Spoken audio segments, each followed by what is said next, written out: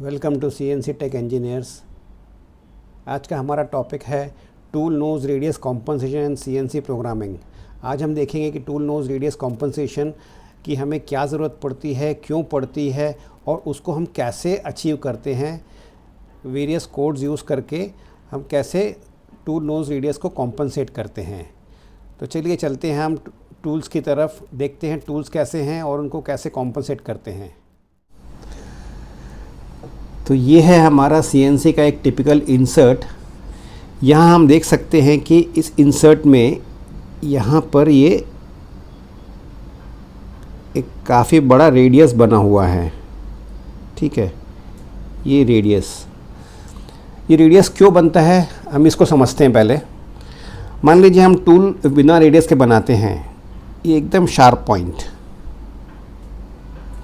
ठीक है, अगर टूल ऐसा शार्प बनाएंगे जिसमें कि रेडियस ज़ीरो है, यहाँ पर एकदम शार्प पॉइंट है, ज़रा भी रेडियस नहीं है, अगर इस टाइप से हम इंसर्ट या टूल बनाएंगे तो होता क्या है कि ये इंसर्ट काटेगा नहीं, कंपोनेंट को जैसे ही टच करेगा और टूट जाएगा। कटिंग एक्शन नहीं होगा, ना मशीनिंग होगा इससे, या एक आध पीस बन गया तो एक या दो पीस बना पाएंगे हम इससे मैक्सिमम। इसके लिए हम लोग यहाँ पर टूल को राउंडिंग करते हैं, टूल को रेडियस देते हैं ताकि उसकी लाइफ अच्छी मिले। ठीक है,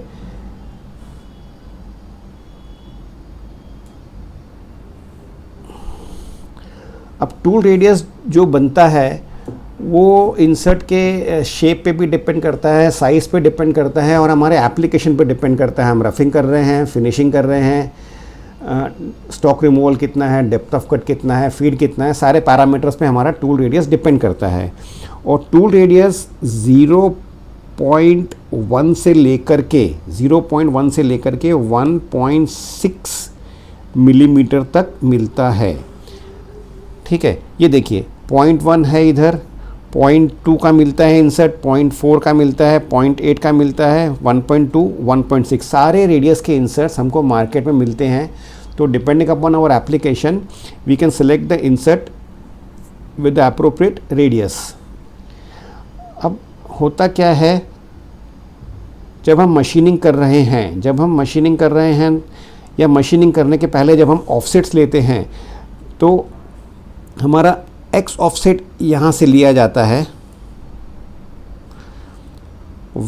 Z ऑफसेट हम यहाँ से ले रहे हैं। ये हमारा इंसर्ट है, राउंड इंसर्ट, जो रेडियस राउंड है, जिसकी कॉर्नर राउंड है इंसर्ट का। तो जब हम ऑफसेट लेंगे तो यहाँ से हमने X ऑफसेट ले लिया, यहाँ से Z ऑफसेट ले लिया, लेकिन जो एक्चुअल प्रोग्रामिंग होती है वो इस पॉइंट से हो रही है, ये वाले पॉइंट से हमारी एक्चुअल प्रोग्रामिंग हो रही है। ठीक है, ये देखिए, ये जो है हमारा एक्चुअल पॉइंट, कंट्रोल पॉइंट जिसे कहा जाता है, इस पॉइंट से हमारी प्रोग्रामिंग हो रही है। अब इस पॉइंट से प्रोग्रामिंग होने की वजह से हमारा जो डायमीटर बनेगा और जो फेस बनेगा वो छोटा बड़ा बनेगा, जो प्रोफाइल बनेंगे, एंगल्स बनेंगे, टेपर्स बनेंगे, रेडियस बनेंगे, वो सब में भी फ़र्क पड़ेगा। वो जो ड्राइंग में डायमेंशंस दिए हुए हैं उस हिसाब से नहीं बनेगा, कुछ हद तक छोटे बनते हैं। ये देखिए, अब हमारे पास एक सुविधा ये है कि जब हम डायमीटर पे कट कर रहे हैं या फेस पे कट कर रहे हैं तो हम टूल वेयर में एडजस्ट कर सकते हैं। मान लीजिए डायमीटर अगर 0.2, 0.3 छोटा बन रहा है या फेस में ज़्यादा मटेरियल कट रहा है या कम मटेरियल कट रहा है, तो हम वेयर ऑफसेट में एडजस्ट करके यहाँ पे हम X वेयर में एडजस्ट कर लेंगे, W में, और यहाँ पर हमारा Z एक्सिस का जो वेयर है वो W, वहाँ पर हम एडजस्ट कर लेंगे। तो डायमीटर और फेस या लेंथ हम वेयर में एडजस्ट करके मेंटेन कर सकते हैं। लेकिन ये जो प्रोफाइल है हमारा, ये जो राउंड बन रहा है, यहाँ पर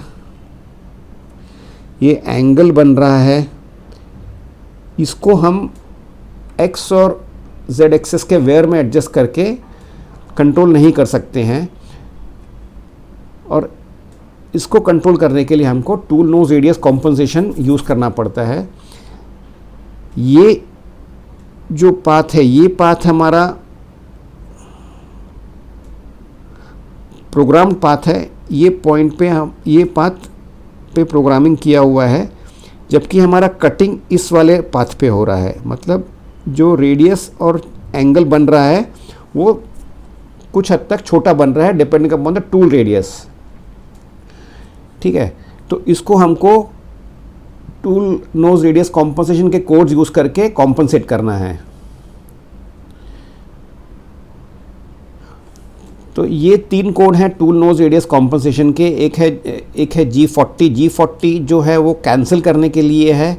G41 जो है वो टूल नोज कॉम्पनसेशन लेफ़्ट है, और G42 जो है टूल नोज कॉम्पनसेशन राइट है, और G40 दोनों ही कॉम्पनसेशन को कैंसिल करने के लिए यूज़ किया जाता है। ये हमारा टूल टाइप का चार्ट है। ये टूल टाइप्स हमको डिसाइड करने होते हैं कॉम्पनसेशन प्रोग्रामिंग में देने के पहले। तो अलग अलग टूल्स के अलग अलग टाइप्स होते हैं, जैसे बैक फेसिंग है, बोरिंग है, टर्निंग है। लेकिन हमारे लिए जो मोस्टली जो हमारा मेनली टूल यूज़ होता है वो है टर्निंग टूल, और दूसरा है बोरिंग टूल। तो टर्निंग टूल ये हमारा इधर पे है।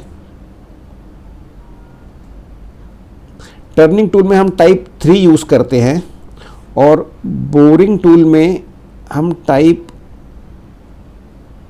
2 यूज़ करते हैं। इसका मतलब जहाँ भी हमारी इनसाइड मशीनिंग है हम टाइप 2 यूज़ करेंगे, और जहाँ भी आउटसाइड मशीनिंग है वहाँ हम टाइप 3 यूज़ करेंगे। इसके अलावा अगर बैक फेसिंग है या बैक बोरिंग है या बैक टर्निंग है तो उसमें हम, या ग्रूविंग कर रहे हैं तो उसमें हम टाइप इस चार्ट के हिसाब से डिसाइड करके यूज़ करेंगे। ठीक है, अब हमको टूल टाइप मालूम हो गया, टूल की रेडियस हमको मालूम है। तो ये जो हमारा ज्योमेट्री पेज है वहाँ पर हम ये रेडियस वैल्यू इनपुट कर देंगे। 0.8 है या 0.4 है या 1.2 है, जो भी हमारी रेडियस है हम ये ज्योमेट्री पेज में इनपुट कर देंगे, और टूल टाइप हम यहाँ पर इनपुट कर देंगे। मैनुअली इनपुट करना है हमको। ये 3 इनपुट करेंगे टर्निंग टूल्स के लिए, और 2 इनपुट करेंगे बोरिंग टूल्स के लिए। तो अब हम देखते हैं कि जो G41 G42 कोड्स हैं वो हम कैसे कहाँ यूज़ करना है और कैसे यूज़ करना है। ये ओडी मशीनिंग है। ओडी मशीनिंग में हमारा इंसर्ट इस टाइप से आ जाएगा।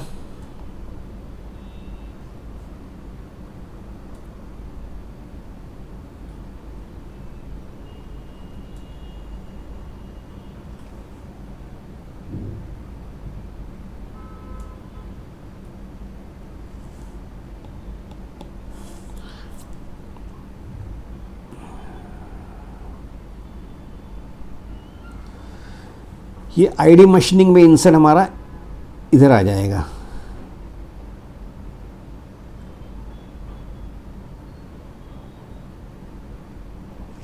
ठीक है, अब हमको ये इमेजिन करना है कि हम इस टूल के पॉइंट के ऊपर बैठे हैं और हमारा फेस जो है कंपोनेंट की तरफ है। तो अब जब टूल का मूवमेंट होगा तो हम टूल के साथ में मूव करेंगे, तो हम किस तरफ मूव करेंगे, राइट साइड में मूव करेंगे या लेफ्ट साइड में मूव करेंगे। डिपेंडिंग अपॉन दैट हम डिसाइड करेंगे हमको G41 यूज़ करना है या G42 यूज़ करना है।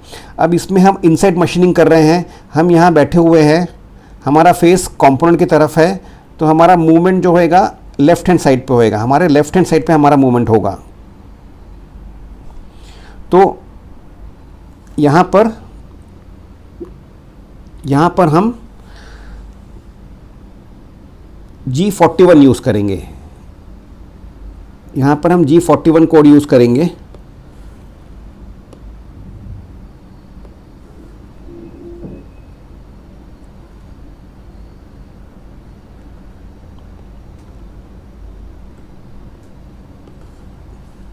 कि हमारा G41 कोड यहाँ पे यूज़ होगा। और जब हम ओडी मशीनिंग कर रहे हैं, जब हम ओडी मशीनिंग करेंगे तो हमारा मूवमेंट राइट में हो रहा है। यहाँ पे हम बैठ गए, इस पॉइंट पे हम बैठ गए, हमारा फेस कंपोनेंट की तरफ है, तो टूल जब कटिंग करेगा तो हमारा मूवमेंट राइट साइड में होगा। तो हम यहाँ पर G42 कोड यूज़ करेंगे। तो ये सब G41, 42, 40 कोड्स हैं टूल नोज रेडियस कॉम्पनसेशन करने के लिए। आई होप आप लोगों को समझ में आया होगा। Thank you very much.